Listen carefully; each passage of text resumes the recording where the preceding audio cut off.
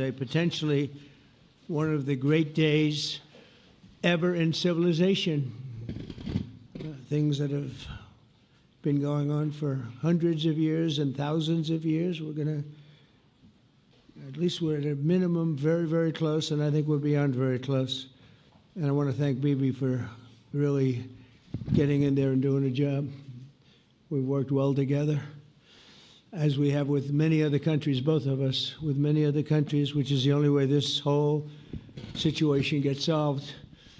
And I'm not just talking about Gaza. Gaza is one thing, but we're talking about much beyond Gaza. The whole deal, everything getting solved. It's called peace in the Middle East. So today is a historic day for peace, and Prime Minister Netanyahu and I have just concluded an important meeting on many vital issues, including Iran, trade, the expansion of the Abraham Accords, and most importantly, we discussed how to end the war in Gaza, but it's just a part of the bigger picture, which is peace in the Middle East. And let's call it eternal peace in the Middle East. So this is far more than anybody expected, but the level of support that I've had from the nations in the Middle East and surrounding Israel and neighbors of Israel has been incredible, incredible. Every single one of them. This afternoon, after extensive consultation with our friends and partners throughout the region, I'm formally releasing our principles for peace, which people have really liked, I must say. And these are done not just routinely done, these are done with total consideration and working with the nations that we're talking about. All of these nations have made contributions to those suggestions. I want to thank the leaders of many Arab and Muslim nations for their tremendous support in developing the proposal, along with many of our allies in Europe. Europe has been very much involved, and as I was called by many of the European leaders, most of them saying, is this true? Are you really doing peace in the Middle East? This is the most incredible thing we've heard. Some think it's the biggest thing they've ever heard. They called just to find out, was it just a rumor or is it actually done? And then they said, have you spoken to the Arab leaders? Have you spoken to all of the other leaders that we have to get? A lot of people involved in this one. I also want to thank Prime Minister Netanyahu for agreeing to the plan and for trusting that if we work together, we can bring an end to the death and destruction that we've seen for so many years, decades, even centuries, and begin a new chapter of security, peace, and prosperity for the entire region. And I want to just say that my meetings and dialogue that we had with so many countries, Saudi Arabia as an example, the king is a phenomenal person. The Emir of Qatar, he's incredible people. UAE, and that's MBZ and ABZ. We're totally involved. These are the people that we've been dealing with and who've been actually very much involved in this negotiation, giving us ideas, things they can live with, things they can't live with. Pretty complex. I mean, after 2,000, 3,000 years, whatever it is, I guess it's got to be a little complex, or it would have been done a long time ago. The King of Jordan was with us, as you know, in the United Nations. The President of Turkey, President Erdogan, is a friend of mine, a strong man, but a good man. President of Indonesia, somebody who's an amazing leader, Prabowo. He is an amazing leader and respected by everybody. He was in the room with us. We were together with most of these people that I'm mentioning. Others were by phone or the next day. The Prime Minister and the Field Marshal of Pakistan, they were with us right from the beginning. Incredible. In fact, they just put out a statement that they fully believe in this pact. It just came out just as I was walking around. They said, sir, you have a big notice from the Prime Minister of Pakistan and from the Field Marshal that they back this 100%. President El-Sisi of Egypt, who's terrific, And these are people I've gotten to know over the years. I mean, I would say it started around 2015 and then went into 2016 when the presidency officially began. But I've known him actually for a long time, and there are many cases really great men. I can't say in all cases, but I will tell you in many cases they're great men and some great women too. They tend to be mostly men, however, I will say that. But if accepted by Hamas, this proposal calls for the release of all remaining hostages immediately, but in no case more than 72 hours. So the hostages are coming back, and I hate even saying this from the standpoint, doesn't sound right, but it is so important to the parents. The bodies of the young men, I believe in almost all cases, the young men are coming back immediately. I met with parents. The parents felt as strongly about getting the body of their dead boy back as they did as though the boy were alive and well. It's so important to them. And it means the immediate end to the war itself, not just Gaza. It's the war itself. Under the plan, Arab and Muslim countries have committed, and in writing in many cases, but I actually would take their word for it. The people I mentioned, I'd take their word for it, to demilitarize Gaza, and that's quickly. Decommission the military capabilities of Hamas and all other terror organizations. Do that immediately. And we're relying on the countries that I named and others to deal with Hamas. And I'm hearing that Hamas wants to get this done too, and that's a good thing. And destroy all terror infrastructure, including the tunnels, weapons of production facilities. They have a lot of production facilities that we're destroying. They'll also help train local police forces in the areas that we're discussing right now, in particular in and around Gaza, working with the new transitional authority in Gaza. All parties will agree on a timeline for Israeli forces to withdraw in phases. They'll be withdrawing in phases. No more shooting, hopefully. As progress is made toward achieving these goals, Arab and Muslim nations need to be allowed the chance to fulfill these commitments of dealing with Hamas. They have to deal with them because they were the one group that we have not dealt with. I haven't dealt with them.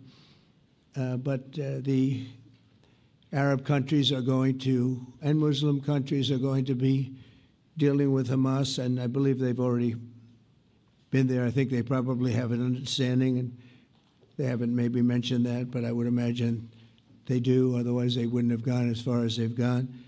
If they're unable to do so, then Israel would have the absolute right and actually our full backing, the U.S. full backing. Marco's here, and a lot of our leaders are here, our great Vice President, Susie Wiles, Steve Witkoff, Jared Kushner.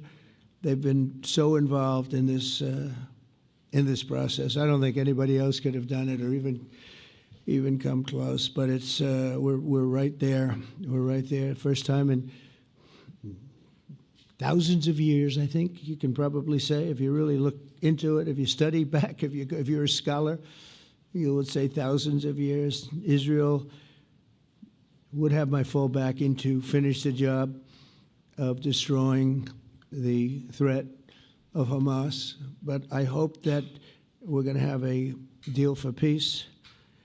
And if Hamas rejects the deal, which is always possible, they're the only one left. Everyone else has accepted it. But I have a feeling that we're going to have a positive answer. But if not, as you know, Bibi, you'd have our full backing to do what you would have to do. Everyone understands that the ultimate result must be the elimination of any danger posed in the region, and that danger is caused by Hamas. The tyranny of terror has to end, and this is, again, something that we're looking for. This is eternity. This is for forever. To ensure the success of this effort, my plan calls for the creation of a new international oversight body, the Board of Peace, we call it, the Board of Peace, sort of a beautiful name, the Board of Peace, which will be headed, not at my request, believe me, I'm very busy, but we have to make sure this works. The leaders of the Arab world and Israel and everybody involved asked me to do this, so it would be headed by a gentleman known as President Donald J. Trump of the United States. That's what I want, is some extra work to do, but it's so important that I'm willing to do it, and we'll do it right, and we're going to put leaders from other countries on, and leaders that are very distinguished leaders, and we'll have a board, and one of the people that wants to be on the board is the UK former Prime Minister, Tony Blair, good man, very good man, and some others, and they'll be named over the next few days, and it'll be quite the board. Working, everybody wants to be on it now. I don't know if that had anything to do. They named me and everybody else wanted to be on it. I guess they figure, well, he's a soft touch. He'll be easy to deal with. Working with the World Bank and others, it will be responsible for recruiting and training a new government that will be made up of Palestinians along with highly qualified experts from all around the world. Hamas and other terrorist factions will play no role in the board, but they'll play no role in the governance of Gaza at all, directly or indirectly. As you know, thousands of Hamas leaders have been killed and soldiers have been killed. And we can never forget October 7th, but thousands have paid the price for that. And now it's time to get our hostages back and get back to trying to build something that's really great and very important. In our meeting today, Prime Minister Netanyahu was very clear about his opposition to a Palestinian state. And he continuously mentions October 7th, and I understand that. Most people do. And I understand and respect his position on many things, but what he's doing today is so good for Israel. I noticed that they have large crowds gathering in Israel all the time, and they have my name up. They like me for whatever reason, maybe I don't know, but they do like me. But they say two things: please get the hostages back, and please end the war. They've had it. It's had it. So I think it's a very popular thing you do, because he's a warrior. He doesn't know about getting back to a normal way of life, but he is a warrior, and Israel's lucky to have him. But now the people want to get back to peace. They want to get back to normalization in a true sense. Several countries have foolishly recognized the Palestinian state. As you know, some of our European friends, allies, good people, but they're really, I think, doing that because they're very tired of what's going on for so many decades. They've been presidents and prime ministers for years, and during this time, having to do with the Middle East, all they're doing is talking about the same thing over and over. They want to see it get back. And nobody wants that more than me, or I believe Bibi too. But the people of Israel want it. They really want it. They want the hostages back. That includes the probably 32 bodies that we're talking about, 20 people that are living, 32 or so people that are dead, and they want to have peace. So let us not forget how we got here. Hamas was elected by the Palestinian people. Israel withdrew from Gaza thinking they would live in peace. Remember that a long time ago? They withdrew. They said, you take it. This is our contribution to peace. But that didn't work out. That didn't work out. It was the opposite of peace. They pulled away. They let them have it. And I never forgot that, because I said, that doesn't sound like a good deal to me. As a real estate person, I mean, they gave up the ocean, right? Ron, they gave up the ocean. They said, who would do this deal? And it still didn't work out. They were very generous, actually. And they gave up the most magnificent piece of land in many ways in the Middle East. And they said, all we want to do now is have peace. And that request was not honored. Instead of building a better life for the Palestinians, Hamas diverted resources to build over 400 miles of tunnels and terror infrastructure, rocket production facilities, and hid their military command posts and launch sites in hospitals, schools, and mosques. So if you went after them, you'd be after them, and you wouldn't even realize you ended up knocking out a hospital or school or a mosque. That terrible thing, terrible, terrible way to have to fight. No fight is good, but that's a real bad one. So there are many Palestinians who wish to live in peace. Many, many, many. I've seen so many of them. And they have support.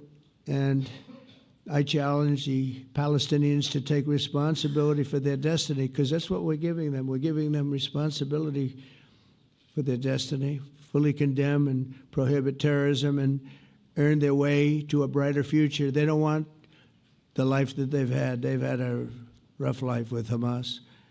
If the Palestinian Authority does not complete the reforms that I laid out in my vision for peace in 2020, they'll have only themselves to blame. We're giving them an amazing footprint, and they have amazing support from the leaders of the Arab world and the Muslim world, the great leaders. These are great leaders. These are unbelievable leaders that have built great countries and very wealthy countries.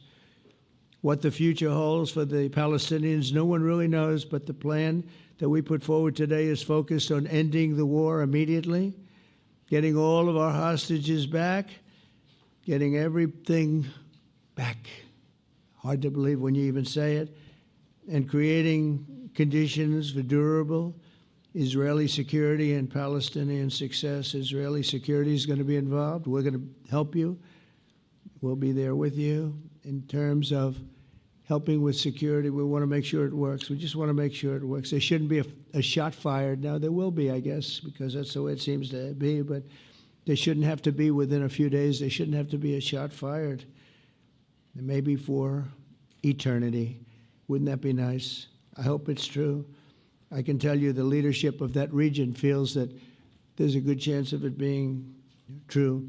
So this will lead to this agreement that we're talking about will lead to a sustainable long-term peace. No president in history has been a greater friend of the state of Israel than I have, in addition to negotiating the Abraham Accords. I like to say it that way because the real people, that's what they call Abraham. I would say Abraham, but it's so much nicer when you say Abraham. So much more elegant.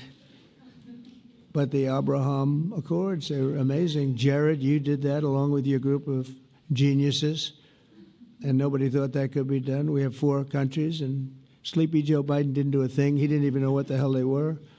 He should have had them fold up. But I think this will also lead to packing them. And who knows, maybe even Iran can get in there. I hope, we hope we're going to be able to get along with Iran. I think they're going to be open to it. I really believe that. But they could be a member. I long ago said, I'll bet you at some point Iran will be a member of the Accords. And little did I realize it was going to take this turn. That was some turn we did with the B-2s. But I think they might very well be there because it's a great thing for them economically. I recognize the eternal capital of Israel. I opened the American embassy in Jerusalem. That was something that everyone said would never be done, could never be done. Virtually every president for many, many years, for decades, would campaign on making Jerusalem the capital of Israel. They campaigned on it over and over. Is that right, Steve? Is that right? Everyone, and when they got to it, and I understand why now, because it was so, when I got to office, I campaigned on it too. I said, we're going to make it, and then I'd get calls from the leaders of various countries saying, please don't do it, please don't do it. It'll end the whole world, please don't do it. And finally, I just didn't say anything, and I did it. People were calling me before I did it because they heard I was going to do it, and leaders of countries were calling me, and I think it was on a Thursday that I did it, and they'd call me Monday, Tuesday, Wednesday, 3-4 times a day, and I said, tell them I'll call them back on Friday. And I announced it on Thursday, and I called them back, the biggest people in the world, and they said, you've done it. I said, done what? You've made the capital of Israel, Jerusalem, and we wanted to talk yet. I wish you called me a little sooner. Maybe I could have done something about it. So that was a lot easier than getting into an argument. because I knew what they were calling about. And you know what? It turned out to be amazing. Everybody thought it was going to lead to the end of the world, right? The end of the world, Ron, that's what they said. It didn't lead to anything. It just led to something that I promised and something that was very, very popular for Jewish people and a lot of other people, too. I recognize Israeli sovereignty over the Golan Heights, and I cut taxpayer funding to the corrupt United Nations Relief and Works Agency. And United Nations was interesting because, as you know, a few days ago they introduced me. Ladies and gentlemen, the President of the United States, I'm looking at my teleprompter, and the thing was dead, stone cold, dead. The thing's up here. I have a long, beautiful speech to make. I'm back 30 feet back, and I'm saying, they're introducing me. There's nothing on my teleprompter. So, but I made a speech. I actually got good marks. You think Biden could have done that? I don't think so. I don't think he could have done that. I don't think too many people could have done it. But actually, it was actually more of a speech from my heart, if you want to know the truth. I think it was maybe better in certain ways because it was from the heart. It has to be from the heart. Otherwise, you're in big trouble. But I cut taxpayer funding for that very corrupt United Nations Relief and Works Agency, and nobody thought that would be done, and withdrew from the horrible Iran nuclear deal that was imposed upon Israel by Barack Hussein Obama and Biden. And I don't think Biden knew anything about it, though. I don't think he knows anything about it now, actually, if you ask him. He'd say, what is that? And we obliterated Iran's nuclear enrichment capacity, making it impossible for them to have a nuclear weapon, which they would have had probably in about 2 months from that. But I've never asked Israel to compromise its security, but we had big, strong talk. Nobody's been better to Israel. No president's been better to Israel than Donald Trump. But we had a long, strong talk, Bibi and I, and he understands it's time. It's time. History has shown. And the people of Israel want it. And the people of the Middle East want it. The people of enemies of Israel want it. But they don't have really too many enemies right now. And you know what? Many countries have gained great respect for Israel, for the way they fight, for the job they do, including me. I had respect anyway, but they gained respect. History has shown us that those who have relations with Israel have thrived, while those who have devoted resources and attention toward the destruction and even annihilation of Israel have languished. They haven't done well. Israel is not going anywhere. They're going to coexist with other people and countries in the region, from Syria to Lebanon to Saudi Arabia. The promise of a new Middle East is so clearly within our reach. This is the closest we've ever come to real peace, not fake peace, not political fool's peace. If we can get this difficult problem solved, the opportunities for all within that vast region of this world, it's a vast region, it's unlimited. The Abraham Accords show that all countries are better off when they communicate and work together and embrace new opportunities. I hope Jared and Steve and Susie and Marco and JD, we have great people. I hope you guys are going to work very hard to get these other countries in, because now they have no excuse. There's no longer an excuse. They were somewhere hesitant. And I tell you, the 4 countries that went in, I give them tremendous credit, and it's worked out incredibly well for them. In the same spirit, I'm pleased to report that earlier today we took another important step toward greater understanding in the region. A short time ago, we had a historic phone call in the Oval Office with Prime Minister Tani, who's really a great person.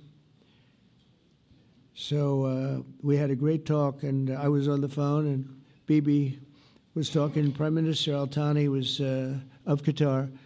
They really had a heart-to-heart conversation. It was a great conversation, I thought.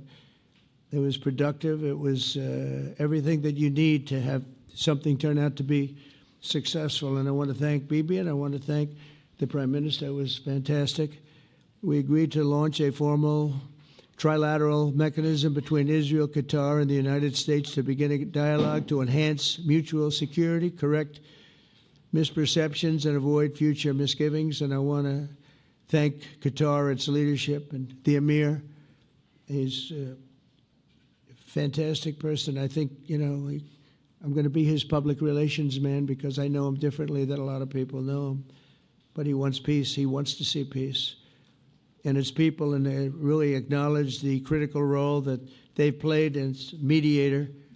And again, we're not quite finished. We have to get Hamas, but I think they're going to be able to do that. So now it's time for Hamas to accept the terms of the plan that we've put forward today. And again, this is a different Hamas than we were dealing with because I guess over 20,000 have been killed. Their leadership has been killed 3 times over.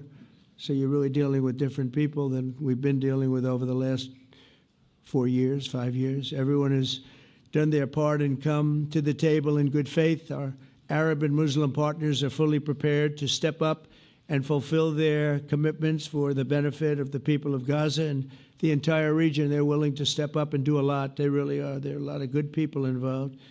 Everybody who wants to see an end to the violence and destruction should be united in calling for Hamas to accept the extremely fair proposal so that we can end the war and get us back our hostages right now and have everlasting peace. And I look forward to having relationships with everyone. As the chairman of the board, I'll be involved, and we'll have meetings with some very smart people that'll be working over there to make sure that we haven't just been wasting time with an agreement that doesn't get done. The task of building peace will not be easy. There are some of the hardest problems in the world to solve, and that's why it's been going on for so many centuries. But too many lives are at stake not to try, and this is more than a try. I mean, I think this is something that gets done when you have virtually every country, and these are powerful, powerful countries that have a lot of money, and the money can make things happen. A lot of countries try, and they don't have any money. These are very rich countries that can make things happen. So together we'll forge a much safer and more hopeful future for everybody, including Israel. And I want to thank Prime Minister Netanyahu for his partnership. And I want to thank all of the leaders, the kings and the emirs and the presidents and prime ministers, people I mentioned. And they've been absolutely fantastic to work with. And it's just happened very quickly. It's happened from a couple of weeks before I had a couple of meetings, but a couple of weeks before we went to the United Nations, and we had some incredible meetings. It all came to place. It all took place, and everybody wanted to be a part of it. I don't have anybody that's saying we don't want anything to do with it. It's just the opposite. And I'll tell you, a couple of years ago, a year ago, I don't think we would have had this kind of participation, Mr. VP, right? I don't think we would have had. It's been amazing. The participation was 100%. Everybody wants to be a part of it. And everybody, those very strong countries, everybody wants it to work. So, Bibi, congratulations on this. I think this will be your crowning achievement, frankly. If this all works out, we think it will. It's going to be your crowning achievement. And I want to thank you very much for being here. Thank you. Please. Thank you. Thank you. Mr. President, first I want to thank you for graciously hosting me once again in the White House. And second, I want to thank you for your friendship and for your leadership. From Jerusalem to Tehran, from the Golan Heights to Gaza, you've proven time and again what I've said many times. You are the greatest friend that Israel has ever had in the White House. And Mr. President, you and I both know it's not even close. While you focus at home on making America great again, your leadership abroad is changing the world for the better, ending wars and advancing peace. I believe that today we're taking a critical step towards both ending the war in Gaza and setting the stage for dramatically advancing peace in the Middle East, and I think beyond the Middle East, in very important Muslim countries. I support your plan to end the war in Gaza which achieves our war aims. It will bring back to Israel all our hostages, dismantle Hamas's military capabilities, end its political rule, and ensure that Gaza never again poses a threat to Israel. We would not have achieved this turning point without the courage and sacrifice of our incredibly brave soldiers. They fight like lions to defend the people of Israel, and they serve on the front line in the war between civilization and barbarism. Mr. President, when our two countries stand shoulder to shoulder, we achieve the impossible. Just a few months ago, in Operation Rising Lion and Operation Midnight Hammer, we struck a decisive blow against Iran's nuclear and ballistic missile program.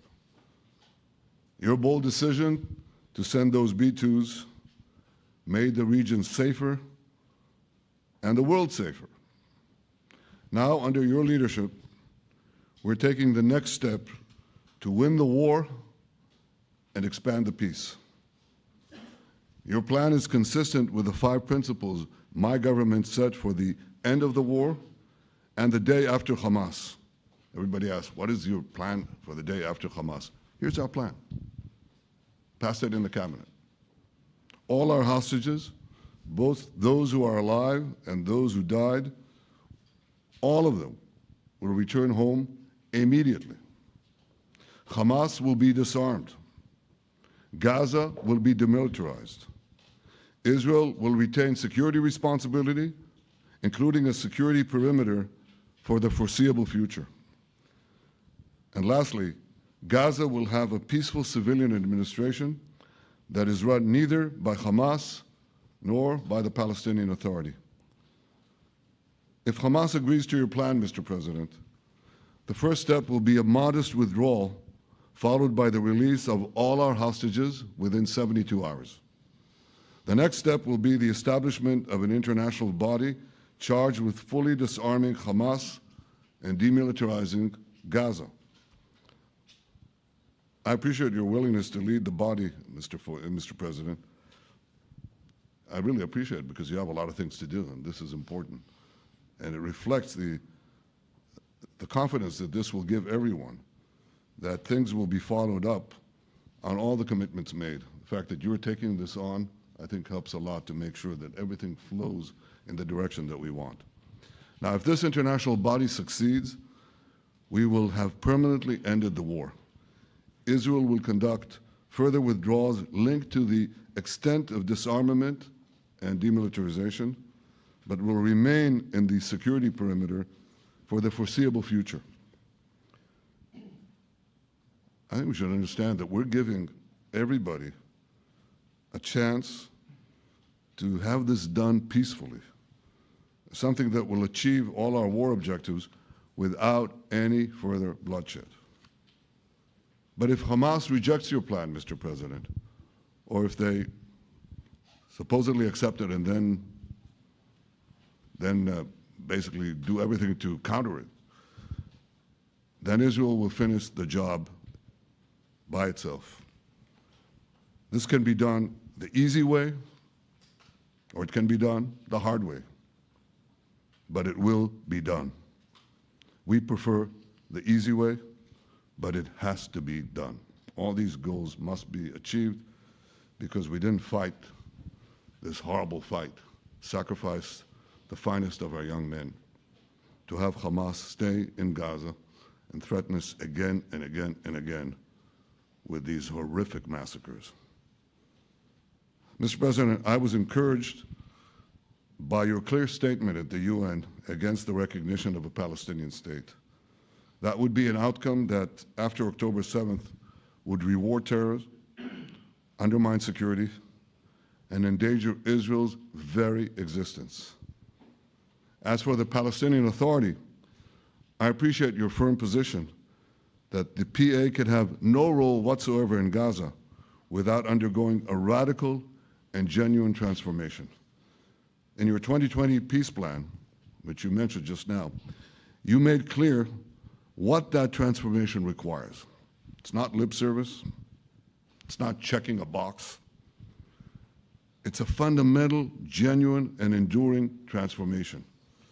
And that means ending pay to slay, changing the poisonous textbooks that teach hatred to Jews, to Palestinian children, stopping incitement in the media, ending lawfare against Israel at the ICC, the ICJ, recognizing the Jewish state, and many, many other reforms. It won't come as a surprise to you that the vast majority of Israelis have no faith that the PA Leopard will change its spots. But rather than wait for this miraculous transformation, your plan provides a practical and realistic path forward for Gaza in the coming years, in which Gaza will be administered neither by Hamas nor the Palestinian Authority, but by those committed to a genuine peace with Israel. I think this can be not only a new beginning for Gaza, I think it can be a new beginning for the entire region. Under your leadership, we can re-energize, well, I've got to contribute my own, we can re-energize the Abraham Accords. That's what it's called in the original Hebrew, Abraham. Abraham is fine, Abraham, however you want to call it.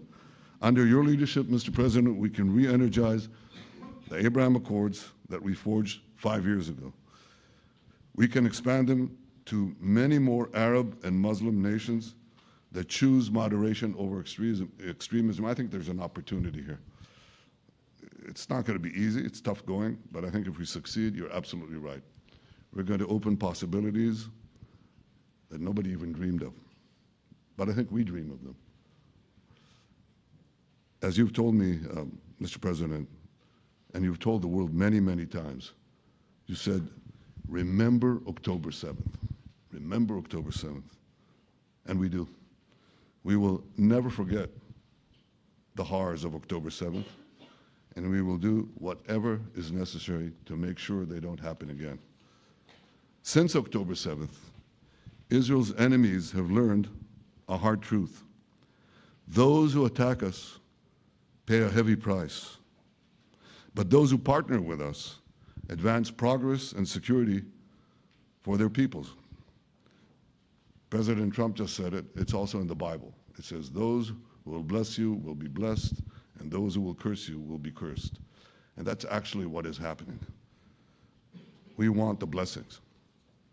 I think we've done a lot in the past 2 years to end the curse. We're not finished, but we've done a lot. And we've done a lot together to end the curse.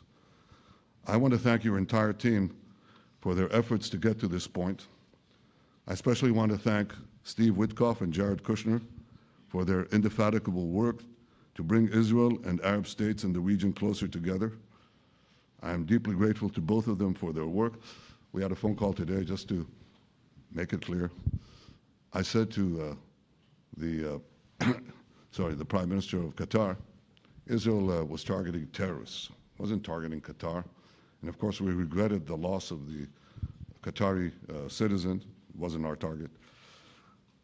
And I very much appreciate President Trump's proposal to have a trilateral body, the United States, Israel, and Qatar, to work out respective grievances. There are quite a few.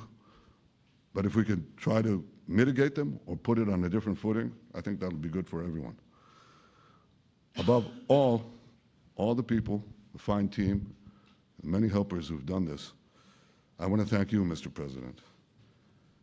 History has already shown that under your leadership, Israel and America can change the face of the Middle East. And today I'm hopeful that your plan to end the war in Gaza will do so again and do so soon. It will free our hostages, end Hamas's tyranny in Gaza, and enable a more secure and prosperous future for the peoples of our region. Thank you, Mr. President. May God bless America. May God bless Israel. May God bless the indispensable alliance between our countries. And may I add in Hebrew, G'mal Chatima Tova, May we all be inscribed in the book of life. Thank you. Thank you very much, Bibi. So I think while we wait for these documents to be signed and get everybody in line, I think it maybe is not really appropriate to take questions. I'm meeting with, as you know, a couple of Democrats in a little while about the country, about keeping our country open. They're going to have to do some things because their ideas are not very good ones. They're very bad for our country. So we'll see how that works out. But this is something that was really historic today. This was something that was amazing. I think, Bibi, I mean, depending on you, I think while we're waiting for signatures and waiting for approvals from a lot of different countries that are involved in this, we probably shouldn't take questions? Or would you like to take a question or two from perhaps a friendly Israeli reporter, if there's such a thing? That's a very, very tough proposition. But I would think, Mr. President, that I would go by your instinct that this is, we'll have enough time for questions. Let's settle the issue first, I think. No. Thank you very much, everybody.